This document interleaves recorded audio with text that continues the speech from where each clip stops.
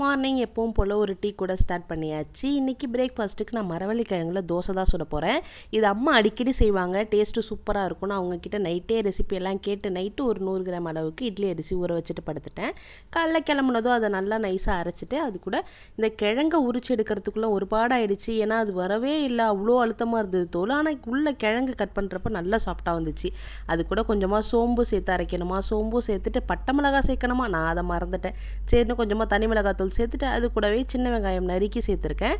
அது கொஞ்சமாக உப்பு போட்டு தனியாக ஊற வச்சு எடுத்து வச்சிடலாம். அதுக்கப்புறம் சைட்லேயே கார சட்னி தான் ரெடி பண்ணிகிட்டு இருந்தேன்.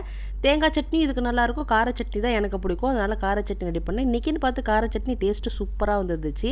ஆனால் இந்த தோசை தான் ஊற்றி எடுக்கிறதுக்குள்ளே ஒரு பாடாயிடுச்சு. ஏன்னா அது தோசை ஊற்றுற நல்ல மாவு சாஃப்டாகிட்டு அது என்ன இங்கிட்டு ஓடுது அங்கிட்டு ஓடுது, வலிக்கிக்கிட்டு அதை சுத்தமாக திருப்பி எடுக்க முடியல. ஒரு பாடுபட்டு கடைசியாக எடுத்துட்டேன்.